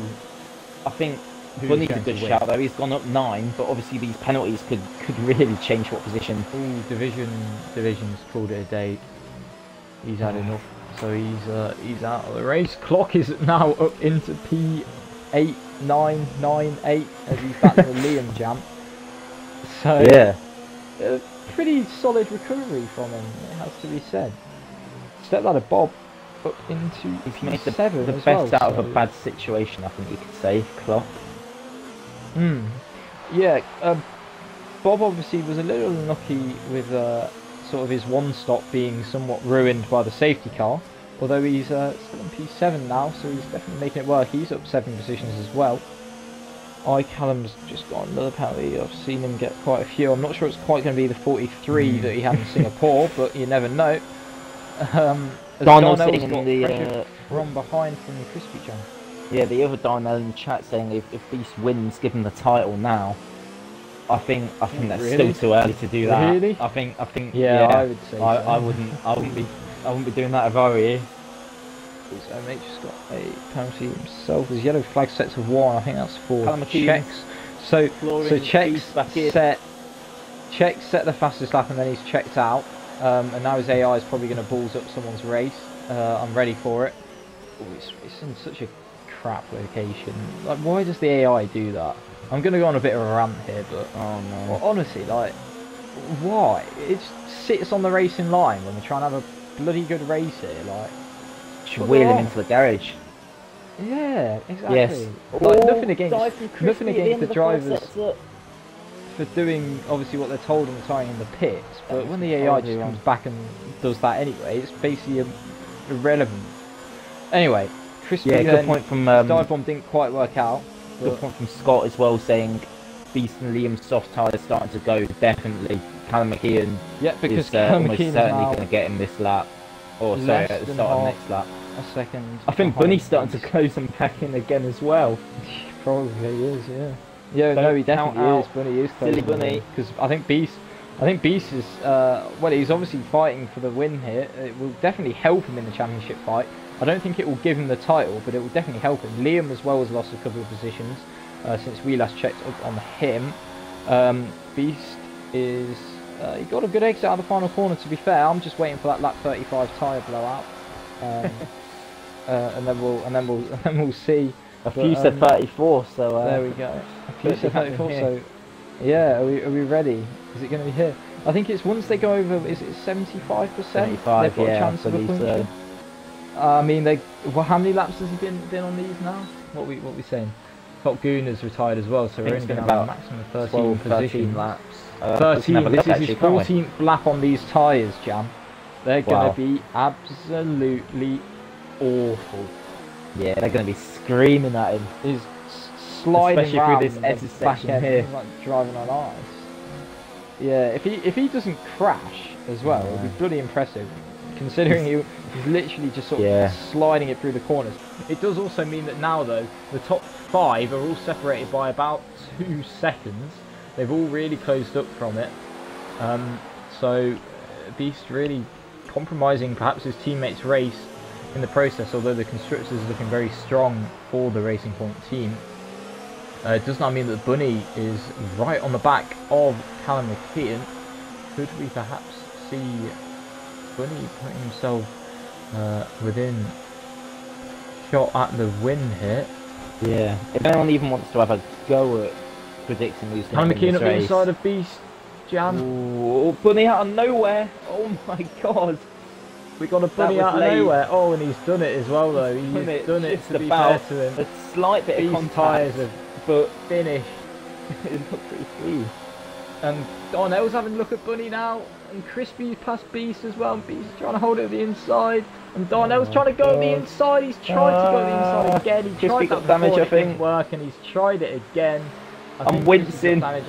I'm just Darnell waiting. keeps forcing his way up the inside there, and it's just not working, but he keeps giving it a go, so fair play to him. I think Crispy has got a bit of damage from it, and he's Yeah, a bit of a penalty. Beast's tyres are just completely gone, I think is safe to say. Where's this It blowout? does now mean that Darnell is right on the back of Bunny, and Bunny's out of Callum McKeon Callum McKeon's DRS range. Bunny really doesn't need to fight Darnell because Darnell's got a whole host of penalties. Oh, but Darnell's trying it still round the outside. Darnell's really going for gaps that really aren't there, but I mean, you know, as the Senna quote goes, you know, I mean, he's obviously trying it. As Crispy's got a brilliant exit though out the final corner. He's now got the DRS on Bunny. Bunny's obviously defending very hard here, but hard but fair, I'd say. But he's gone for it late again, Bunny. Hasn't got the move done yet because Bunny's trying to hold it. Crispy has got the move done. Bunny's picked up another penalty, and Darnell scampers back up the inside, then gets the switch back, and now he's got DRS on Crispy, but he's also very low on the battery. Crispy really shutting the door there, not giving Darnell much room.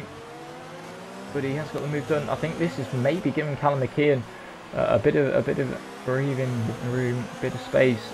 You could see Callum McKeon perhaps winning for the second week in a row, but obviously we'll have to wait about 30 seconds and see. Clock is right on the back of Stepladder Bob. This is very crucial in the championship because Beast really isn't going to be gaining too many points at the moment, and he's just picked up a penalty as well. Beat him. Yeah, he's really struggling. His tyres are almost certainly blown out now. Okay then, as the fireworks and the confetti go off in the stadium, it will be Callum McKeon rounding the final turn to win the Mexican Grand Prix here in Division 2. Is it going to stay like that? We will see. Bunny goes up to P2, well, Ranga goes up to P2, Bunny to 3, Bunny to P3, Beast in 4th, Crispy 5th, Darnell 6th, Clock 7th, and Ranga really out of nowhere grabs himself a P2. Wow. Predator's P6. What is going on? He was nowhere near. He was nowhere near. He was miles behind anyone. And he's got himself into P6. That could be a late shout for driver of the day. Haven't we had any votes, Jan? That was absolute chaos at the end. Wow, what a finish to the Grand Prix. Wow, that finishing order was crazy. It was nothing like how they crossed the line. Pred's got no pens. Ranga, who Scott's pointed out, is usually the king of pens. He's I don't know how he's done it. He's got himself up into P2 almost out of nowhere. He wasn't with that train at the end. He was about 4 or 5 seconds off him, I think. But yeah, he's got himself up into P2. I'm sure he's going to be pretty gassed with that one, and Bunny in third. So yeah, that's crazy. Beast had no choice but to pick softs.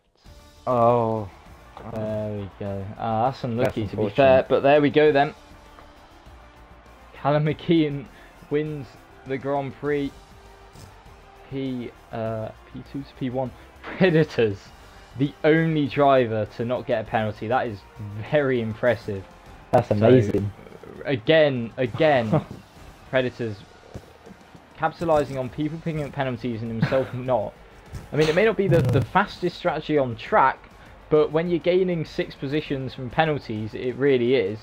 I'm laughing. P2 then. I'm laughing because imagine getting 9 seconds of penalties and still finishing second. Beast P4, he made the best out of a pretty bad situation and having to go on to the softs. Crispy 5th, Pred 6th, Darnell in 7th, 18 seconds of penalties for him. Clock P8. It does mean that now the gap in the championship has extended once more. It's now going to be 12 points at the top. Although that's really not a lot when there's still 3 Could have been a whole lot worse, couldn't it? We've got 2 of the top 3 in the party. Callum McKeon doesn't have a mic either, so he won't be joining us. Could we perhaps get Beast in, Jam? Or get Darnell in, or someone? Or Preds? I'll get anyone else? He's getting a get Crispy. Driver of the day. Crispy, alright. Yeah. Just get everyone in. Get everyone in. Why not? We'll have them all in here. We'll interview everyone. Can you hear me or is my mic broken? No, I can hear me. Alright, come. Just tick your box. Well, we've got a couple votes for Preds, a couple votes for Ranga. I'd hate to have to decide this one myself. To the Grand Prix.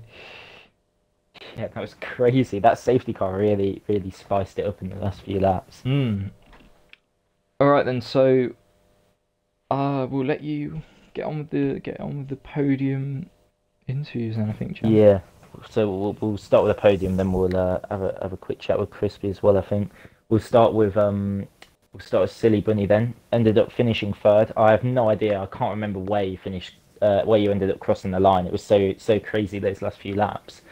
But yeah, the battling between you, Darnell, Crispy, Beast, Callum McKeon, it was mental. If you just want to have a quick chat with us, just give us your perspective on how that was for you. It seemed like a pretty great drive from yourself, starting P12 and finishing third. Cheers, yeah. Firstly, I thought just to get out of the way, qualifying was poor. And then the safety car pretty much changed the race. I thought maybe I had a fifth or sixth in me to finish the race. Then the safety car came in. I think Ranger had to serve a 5-second penalty. I'm not sure because I jumped him in the stop, and then I was right behind UK Beast or Callum McKeon, either one. And yeah, I felt like my pace around Mexico was pretty good and got into a good spot. Generally thought could have gone for the win next. Force India Racing Point sort of struggling at the end, but wasn't sure about penalties obviously, and I think I crossed the line fifth or fourth. Penalties put me into third, but also want to say sorry to Crispy and Darnell if my defending was a bit dodgy at the end there. I was holding on for dear life, the tyres were going, but yeah, no, it's a really interesting and entertaining race. Well, it looked good from our end. It looked clean and it looked respectful, so I wouldn't worry about it too much. It looked like you were say, giving each other hard through. defending, but giving as much as you were getting. Really, I mean, it was heating up a bit. Everyone was sort of, getting the elbows out a bit. So I wouldn't put yourself down like that, mate. Alright, cheers. We'll move on to Ranger then. I've just got one thing to say to you. How the hell have you done that? I think you're as surprised as me, mate. Personally, I was just honestly after that safety car. I mean, I'd basically a front row. I wouldn't say a front row seat. I probably had a back row seat for the battle up front, so I could just about see it. But I was trying and using everything I had to try and close the gap. And maybe I was doing like a 10th a lap. I was like, Christ, I'm just not going to get close enough. And I was just minding my own business. Really, I had no one behind me. I had Bob behind me for like a lap or something, and then he just fell off, and then division lagged out. I'm not really sure what happened, and then it was just a really, really boring, lonely little second half of the race, really, until the last 2 laps. And I'm just coming along. I'm just driving in the second sector in the final lap, thinking, no, you never know, I might get like P4 or something here. People have got podiums because Darnell was saying to me, he's got loads of penalties, and I know people around him had penalties, from when I was racing them earlier in the race. I just crossed the line. Darnell was gutted that he got P6, as he probably would be considering the way he drove. And then you just hear me shout, "Yes, come on!" Because I just had it was just such a surprise. It was just pure emotion. Yeah. It's just like, I don't think I deserved it at all. So I feel sorry to the guys who I've robbed really for a podium. But at the end of the day, I've had my fair share taken away in the past. So it's nice when it works in your favour, I guess.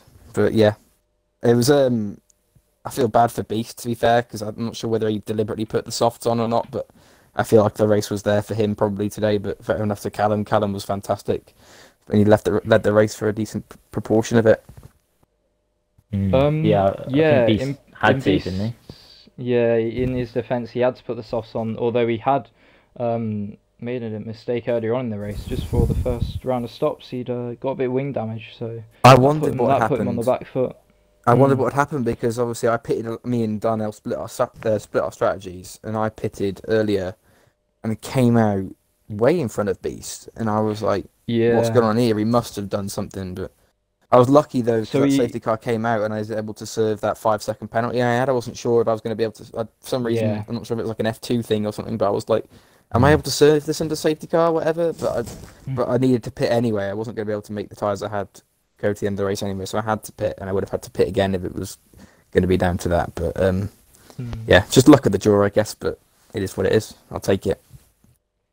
Yeah, so Beast hit his wing on like lap 9, I think, and then he stayed out until about lap 11 or something. So yeah, that probably didn't help him. But I mean, at the end of the day, it was one of those where really we could have had about 8 or 9 drivers on the podium, and really if we could have done, we would have had them all up there. But obviously there had to be had to be some. And I mean, considering obviously you got less penalties than everyone else, I wouldn't put yourself down in that regard, mate. So. Thanks, mate. No, I wouldn't say I'm putting myself down. It's just I didn't think Yeah, I was quite just- on. I didn't think my race pace was on par with everyone else, especially in front of we me. all get our fair share of luck. It was crazy though, because you crossed the line in like 7th, and we were just listing off all the drivers, and we weren't expecting like a big change like that. And we just saw you go up into P2. I didn't think you were, mate. Honestly, I think I'm just as surprised as you. It was crazy. I was just like, what? Yeah. But yeah. Yeah, Brilliant. I said at the end as well. Like, imagine getting 9 seconds of penalties and then going up like 5 positions at the end. It's not often you see that. I made some stupid errors as well, and I was like, well, classic me, classic corner cutting penalties, but it seems like everyone else got more this weekend. So, anyhow. Yeah. So we'll just also say hats off once again to Callum McKeon, back-to-back wins. Another great result for him. Only had 1 penalty, and obviously that was enough to keep him ahead of the rest. It looked like he drove a pretty nice race. He kept it clean, kept it consistent, and that was Good enough for strategy him calls once as again. well, actually. Yeah, good strategy calls. I'm gonna go ahead and award the drive of the day to Predators as well. I think no penalties around Mexico is pretty impressive, and obviously I think the safety car might have helped him, but nevertheless he started like 18th, I think it was, finished 6th, so great job from him. And we won't keep him waiting any longer. We've had Crispy in the party now for about 5-10 minutes. We're just going to have a quick chat with you. Yeah, do you just want to talk us through that great battle that you had with Bunny and Beast and Darnell? Darnell. I don't know what to say really. It was intense to say the least. I don't quite know how I was doing it, to be honest, because I must admit I wasn't enjoying that race at all. I thought I was struggling badly. I nearly just flipping lost it 3 or 4 times throughout the race. Yeah, I was struggling a lot. The battle was, yeah, them last laps towards the end was insane. I mean, on the final lap we must have had 7 cars, I think it was, all just basically in a huge train. Yeah, it was fun, I will admit though. It was to get only P5 is a bit disappointing because I had quite a lot of penalties, but the actual battling was very fun, I must admit. Yeah, it was really good driving from Bunny, Darnell, Beast. Yeah, I think we kept it pretty much clean, apart from maybe just 1 or 2 little things. But yeah, it was it was a really, really good battle. I enjoyed it a lot. Like I said, I don't quite know how I've done it because I was struggling a lot with like managing the tyres and whatnot. But yeah, it was a good battle. I enjoyed it. Yeah, well done to you on the P5. I think it was pretty intense for quite a few laps. But yeah, everyone kept it clean. Actually. Oh, Yeah. don't even get me started on that again. I said in the Div2 chat, I've the 3rd time this season where I've just been screwed over by my game freezing. It looked like you yeah, might have been on for pole as well. While I was doing Yeah. the lap, I had a purple sector 1, purple sector 2. Probably would have been a purple sector 3 as well. But it is what it is. There's not much I can really do about it, to be honest. Just hope it don't happen again. Yeah. Well, I think that about does us for a hectic and crazy race at Mexico. I'll leave it to you to sign us off this week, Harry. Yeah, so an absolutely chaotic race, really action-packed from start to finish here in Mexico. Won by Callum McKeon. Second was Ranga, and then rounding off the podium was Silly Bunny. So yeah, Beast extending his championship lead, perhaps not by as much as he would have hoped, but nevertheless he's extended it by 6 more points. Driver of the day went to Predators, who started down in about P16, I think, and ended up P6 after getting no penalties, which is certainly a very good feat there, especially given the nature of this track. But I think we're out of time then. Bit of a long one tonight. We're over the 2-hour mark now. But be sure to join us tomorrow, same time for Division 3, and then on Saturday, Division 1 at 7. Thank you and good night.